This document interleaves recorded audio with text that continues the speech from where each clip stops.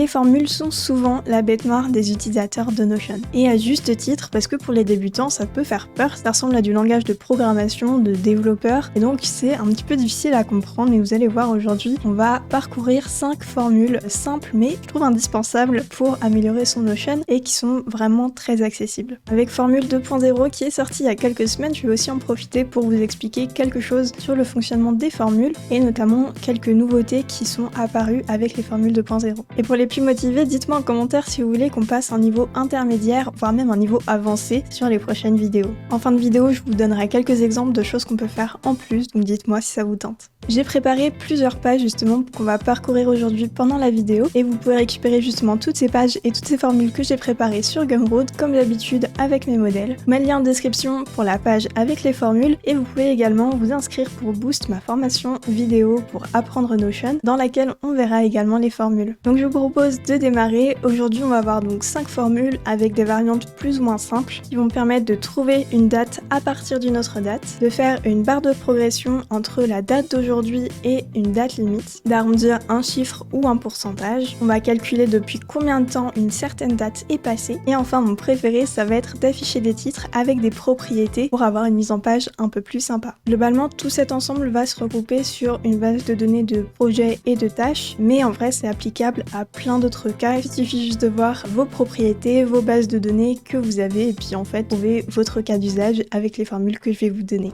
Alors nous voici donc sur la page avec les formules, et quand vous scrollez un petit peu, c'est là qu'on va trouver les sous-pages dans lesquelles il y a les 5 formules. On a également la base de données sur laquelle il y a les projets et les tâches dont je vous parlais juste avant, et sur lesquelles on peut voir qu'il y a déjà quelques formules qui sont intégrées. Et c'est ces formules que je vais vous montrer. Donc la première, trouver une date à partir d'une autre date. Ça, en fait, ça va nous permettre, à partir d'une propriété date sur laquelle on aura sélectionné une valeur, d'aller définir une recherche d'une autre date à partir de celle-là. En l'occurrence ici, dans ce contexte de gestion de projet, ce qu'on va vouloir aller récupérer, ça va être 7 jours avant la date de démarrage pour trouver la date à laquelle on va faire par exemple une réunion de planification. Donc en gros, on va vouloir dire que à partir d'une date qu'on a déjà remplie, qui va être le démarrage du projet, eh bien il va falloir retirer une semaine, l'équivalent de 7 jours. Et donc ici, une semaine avant le 12 septembre, ça va faire le 5 septembre. Si je mets à jour cette date et que finalement je commence ce projet le 4 septembre, on voit que ma formule se met à jour pour le 28 août. Alors pour faire ça, donc je vais vous montrer à partir d'une nouvelle propriété. Donc je vais cliquer sur le plus pour créer une nouvelle propriété, et je vais créer une formule. Ici, quand je modifie la formule, j'ai mon éditeur de formules qui s'ouvre, et c'est là que je vais pouvoir commencer à lui donner un peu mes variables, mes actions que je veux réaliser à partir de ma propriété de date. Puisque la date est le point de départ de cette formule et du résultat qu'on va vouloir aller chercher, ça va être la première chose que je mets dans ma formule. Donc soit je peux taper date et ça va me trouver la propriété parmi un filtre, soit de toute manière j'ai toutes les propriétés qui s'affichent et je vais pouvoir le sélectionner à l'intérieur. À savoir que dans le nouvel éditeur, on voit en dessous le résultat que va créer ma formule, donc ça me permet d'avoir un aperçu et de savoir si ma formule fonctionne bien, si elle a le résultat que j'attends.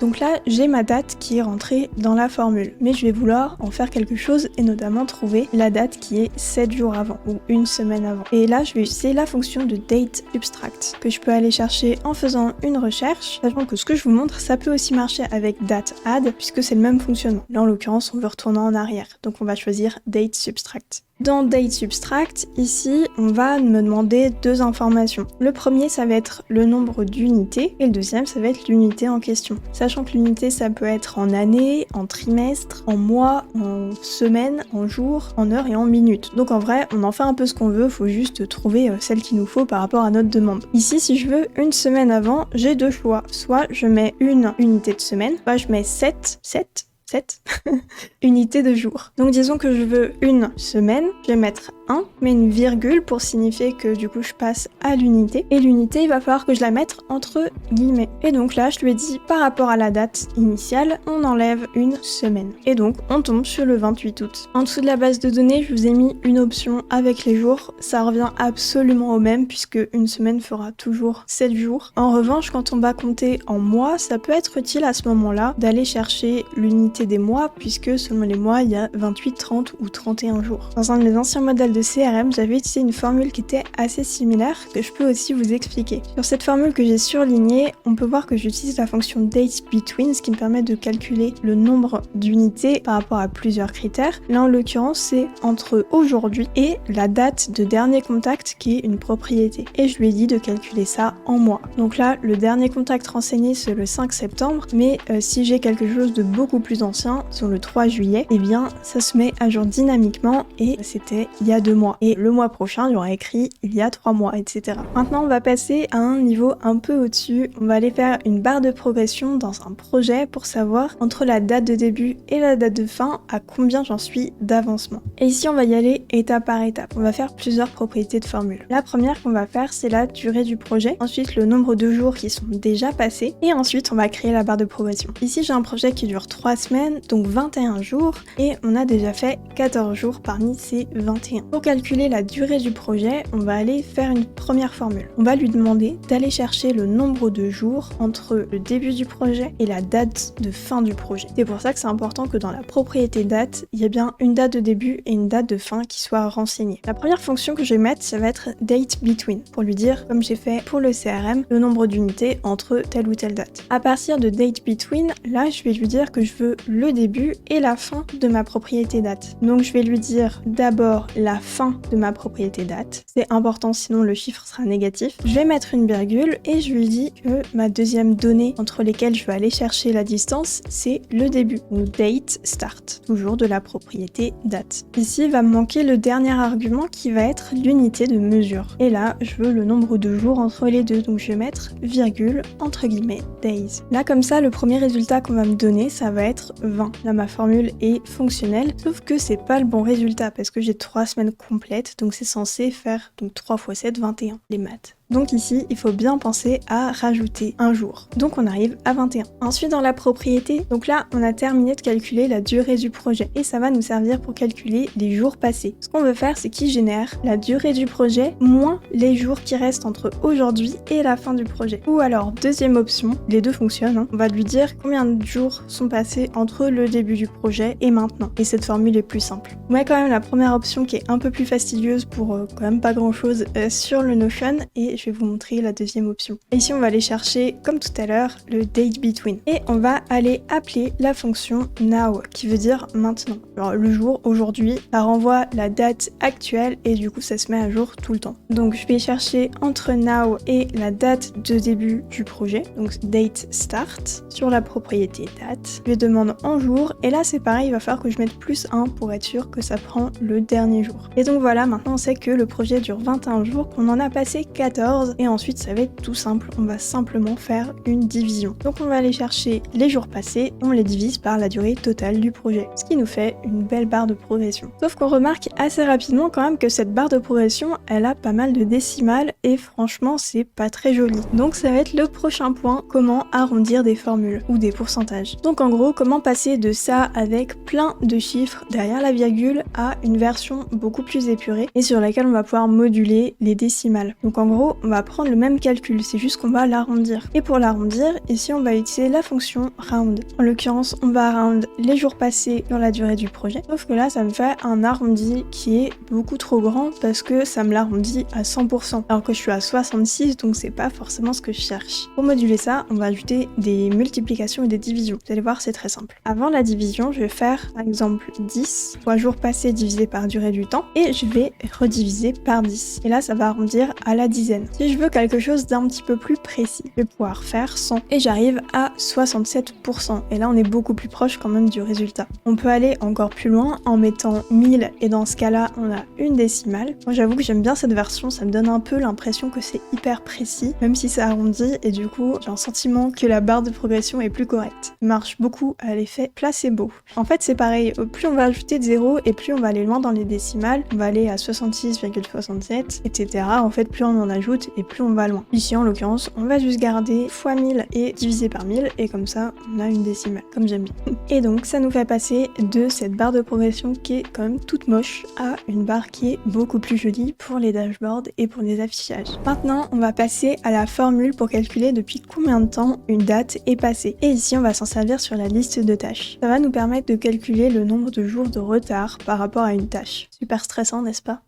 En plus, on l'a écrit en rouge. Donc je vais vous montrer une version simple et une version plus complexe où justement, sur la version simple, on va simplement calculer les jours de retard et sur la version plus complexe, eh bien on va ajouter un titre, un petit peu de mise en page. Si vous avez bien suivi jusque-là, vous doutez bien qu'on va récupérer encore date between. On ne fait que ça ici. Et sur date between, tout simplement, on va aller lui dire combien il y a eu de jours entre aujourd'hui, donc now, et la date limite de la tâche. Donc là, pareil, on commence par now, on met la virgule et on va chercher la propriété de date. Et pour terminer, il suffit de lui mettre l'unité. Ici, sur des tâches, on va mettre en jours. Et ici, le résultat que ça affiche, c'est 1 parce qu'il s'est passé un jour depuis le 16 septembre. Aujourd'hui, on est le 17. Donc voilà, la formule est très simple. Et ensuite, si on veut aller plus loin, justement, en ayant un peu de mise en page, et c'est là qu'on va commencer justement la partie suivante qui est afficher un titre avec les formules. Je vais pas la créer en live, mais je vous explique comment ça marche. Ici, j'ai commencé avec une condition. Si la date limite est plus tard que maintenant, alors on affiche cette formule. Sur cette tâche qui est prévue pour le 12 octobre, donc dans 24 jours, le titre ne s'affiche pas parce que la date n'est pas dépassée. J'ai mis un peu d'espace pour qu'on voit un petit peu plus. Donc là, je lui ai dit que si la date est dépassée en l'occurrence, alors il faut afficher la phrase suivante, en retard 2. Dès que je veux mettre du texte, je vais bien le mettre entre parenthèses, plus la date entre la date limitée aujourd'hui, donc ce qu'on a calculé juste avant, plus encore un texte qui dit jour. Donc en retard de un jour. Quand on met une fonction de condition, donc une fonction if, il faut bien penser au fait d'ajouter le résultat si la condition n'est pas valide. Donc là, en l'occurrence, si la date est dépassée, alors on affiche en retard de tant de jours. Mais si la date ne l'est pas, alors on n'affiche rien. Donc là, je mets virgule avec 2 guillemets pour signifier que ce sera vide. Et là, deux petites nouveautés que je trouve très sympas sur les formules 2.0, dès qu'on a le style, on va pouvoir dire que c'est une alerte qui dit qu'on est en retard, donc c'est quand même important. Donc là, je vais lui dire que je veux que ce soit en gras et en rouge. Donc pour que ce soit en gras, je vais lui mettre .style entre guillemets B pour gras, bold, et je vais lui indiquer la couleur. Sachant que si je mets yellow, ça va apparaître en rouge, et si au lieu de B pour bold, je mets I, ça va être en italique. De mon côté, sur les formules, j'aime bien continuer à utiliser un peu la vieille méthode qu'on avait de tout mettre dans des parenthèses qui vont ensemble, mais pour le style, j'aime bien utiliser le dot notation qui permet d'ajouter des fonctions et des variables en mettant point le nom de la variable ou de la fonction. Et pour le style, je trouve ça pratique parce que ça permet de le mettre tout à la fin et donc de le distinguer un petit peu de tout le reste de la formule. Sachant que si j'avais voulu isoler par exemple que en retard 2, eh bien en retard 2, je peux le mettre entre parenthèses à l'intérieur, je mets mes guillemets pour mettre mon texte et je mets le point style à cet endroit, ce qui me permet d'avoir vraiment que en retard 2 qui est en rouge et en gras. Donc en imbriquant entre parenthèses plusieurs parties de la formule, je vais pouvoir avoir des mises en page différentes. Si par exemple je voulais mettre que un jour en rouge, ça va aussi être possible. Donc je suis passée directement à une version un peu compliquée, mais on va avoir aussi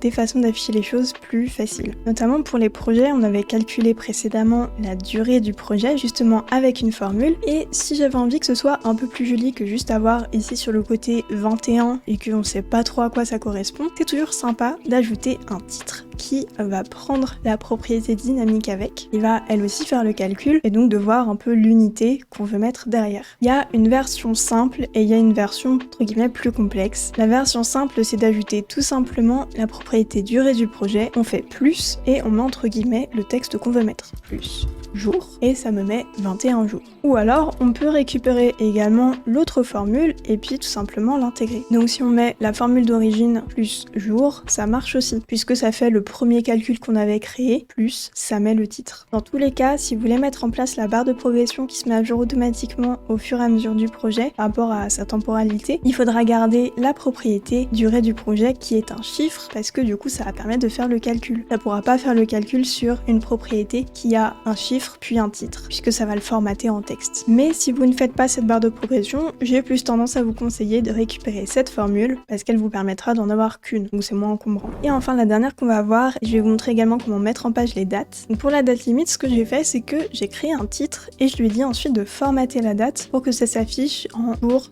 / mois / année. Donc je commence avec mon texte pour le, je mets un plus et si jamais on voulait utiliser la dot notation comme je vous ai montré tout à l'heure, ici on va pouvoir cliquer sur date limite, on va faire point format date et là on va écrire la façon dont on veut formater la date. Là, en l'occurrence, ce que je veux avoir, c'est jour, donc dd/mm/aa.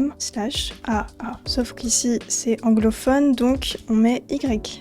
rond. Et donc voilà, j'ai pour le 12 octobre 2023 qui s'affiche. Donc voilà pour ces 5 formules, en tout cas ces 5 usages, il y a eu un peu plus de formules, qui sont simples et facilement applicables dans votre Notion pour vous permettre d'aller plus loin dans votre utilisation des formules. Comme je vous disais en début de vidéo, il y a le lien en description pour récupérer toutes ces pages avec les formules à l'intérieur, donc ça va vous permettre de faire des copier-coller et simplement remplacer mes propriétés par les vôtres. Dites-moi en commentaire si vous voulez une autre vidéo avec un niveau plus intermédiaire, voire même avancé. Pensez notamment à comment afficher un emoji selon une date ou un chiffre, mais aussi peut-être des alertes interactives et colorées un peu plus poussées que ce que je vous ai montré là. Et après, si vous avez des demandes plus spécifiques, dites-le moi en commentaire et je me les noterai pour la prochaine vidéo. Dans tous les cas, si vous avez des questions, des choses qui marchent pas, n'hésitez pas à me demander en dessous de la vidéo. Mettez un like si vous avez appris quelque chose aujourd'hui sur Notion et on se retrouve très vite pour d'autres vidéos sur Notion, toujours, et sur la productivité. À très vite!